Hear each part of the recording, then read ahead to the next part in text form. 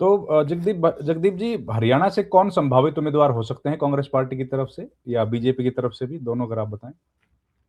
देखिए अभी ये प्री मैच्योर है, लेकिन हाँ सभी लोग अपनी अपनी तरफ से कोशिश कर रहे हैं। बहुत से ऐसे कैंडिडेट हैं जो अपनी लॉबिंग कर रहे हैं, लेकिन हाँ अभी तक वो स्पष्ट रूप से सामने नहीं आए हैं। अब हो सकता है कि अगले 2 हफ्ते में वो जो भी लोग हों उनके अपनी तरफ से कोई बयान आए, तब ये पता लगेगा कि कौन कौन ऐसे कैंडिडेट हैं जो अपने आप को आगे इस राज्यसभा के लिए देख रहे हैं। लेकिन हाँ ये जरूर है कि जो कांग्रेस है, कांग्रेस की तरफ से कोशिश ये की जाएगी और भूपेंद्र हुड्डा की तरफ से कोशिश ये की जाएगी कि हरियाणा के ही किसी व्यक्ति को भूपेंद्र हुड्डा राज्यसभा में भेज पाए।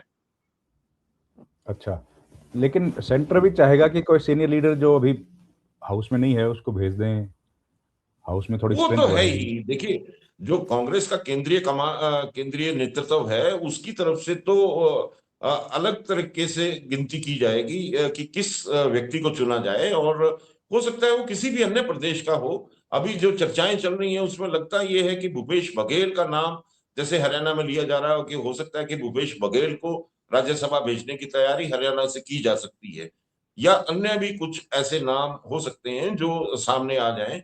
वो केंद्रीय जो नेतृत्व है वो कांग्रेस का डिसाइड करेगा।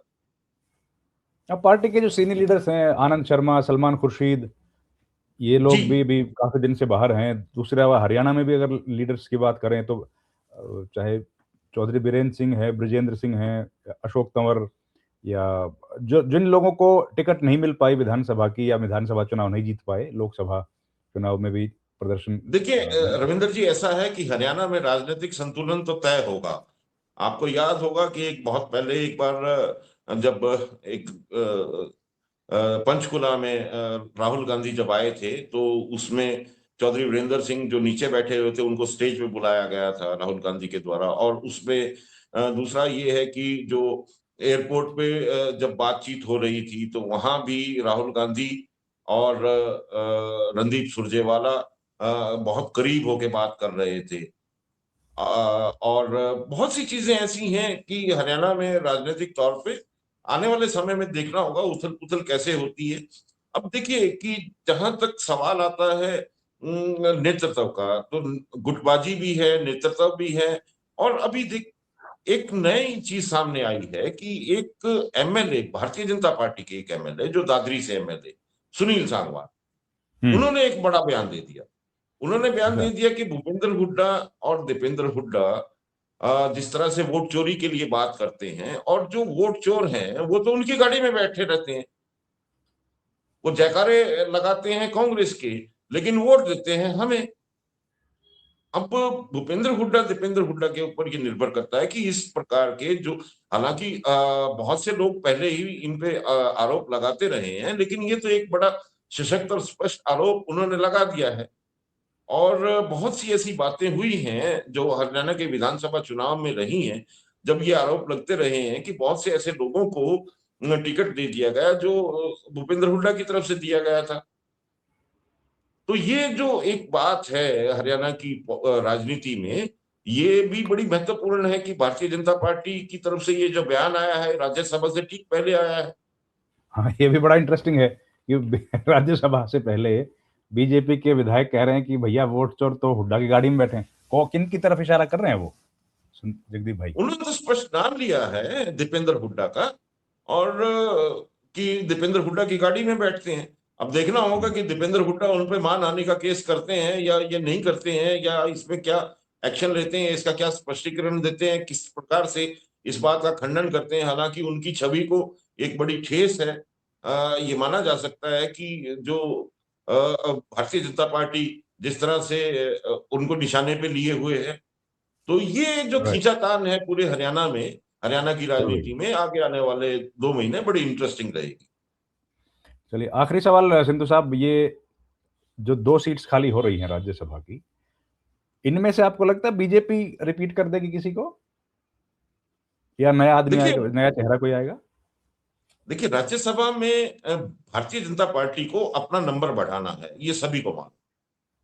क्योंकि राज्यसभा में भारतीय जनता पार्टी का नंबर अगर बढ़ता है तो ही आगे आने वाले जितने भी भारतीय जनता पार्टी के या इस सरकार के जो अन्य विधेयक हैं उनको राज्यसभा में उस तरह से बाधाएं नहीं होंगी, और राज्यसभा में उनके अपने नंबर बढ़ाना उनका एक बड़ा लक्ष्य है।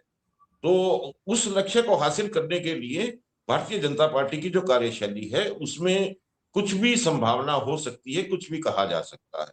और भारतीय जनता पार्टी किसी भी हालत में चाहेगी कि वो जहां भी अवसर मिले उस अवसर को अपने सफलता में परिवर्तित करें, और जितना नंबर वो बढ़ा सकते हैं राज्यसभा में वो बढ़ाएं। तो इसलिए इसमें एक संशय पैदा होता है कि भारतीय जनता पार्टी हरियाणा की जो 2 सीटें हैं, हो सकता है उन दोनों सीटों को प्राप्त करने की कोशिश करे, और इसमें कोई संदेह नहीं है कि भारतीय जनता पार्टी हमेशा से इस प्रकार की कार्यशैली को अपनाती रही। नहीं, लेकिन ये जो 2 लोग हैं जो रिटायर करेंगे अभी, इनमें से क्या दोबारा इनको मौका मिल सकता है कि कोई नए चेहरे ही होंगे? आपका कोई अनुमान अगर हो?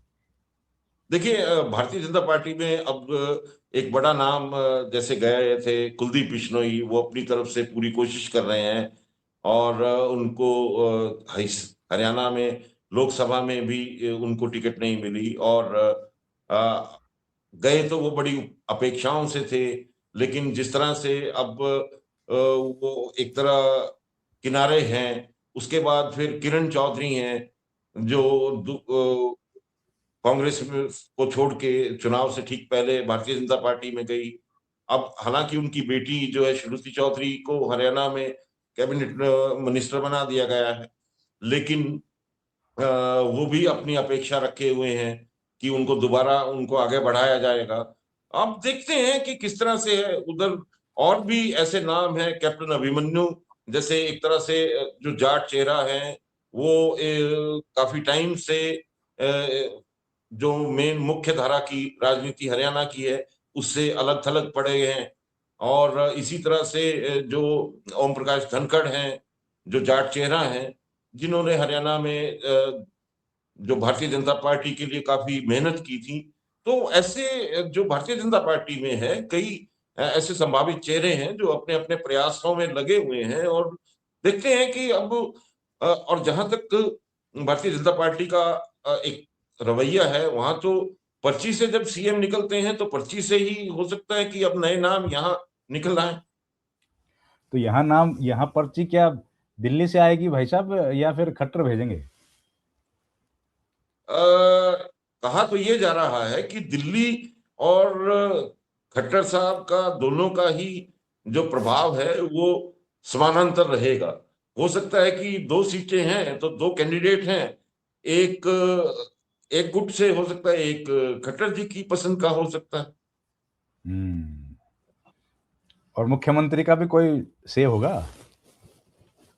ऐसा लगता नहीं कि अभी मुख्यमंत्री तो खुद ही कह चुके हैं कि मैं तो एक चपरासी की भी ट्रांसफर नहीं कर सकता, और लेकिन वो ये भी तो कह ऐसे चुके हैं कि में मैं वो डमी मुख्यमंत्री राज्यसभा नहीं के हूँ। टिकट के उन्होंने ये भी तो बोला मैं डमी नहीं हूँ। हाँ, वो बार बार अपने आप को एहसास तो जरूर दिलाते हैं, और लोगों को एहसास दिलाते हैं कि मैं डमी नहीं हूँ। और अभी तो वो थोड़ा व्यस्त हैं। हरियाणा से ज्यादा उनका जो ध्यान है वो पंजाब की राजनीति पे केंद्रित है, क्योंकि उनको जो जिम्मेवारी दी गई है, पंजाब के विधानसभा चुनाव आने वाले हैं। तो हो सकता है कि वो अभी किसी और उपलब्धि को हासिल करके फिर इतना बड़ा अपना वो बना ले कद कि उनकी ही से हरियाणा में होने लगे। राइट, ठीक है। बिल्कुल, बहुत धन्यवाद जगदीश जी, आपका बहुत-बहुत धन्यवाद। डिटेल में, तफ़सील में आपने बात बताई। Thank you very much. Thank you very much. जी, शुक्रिया।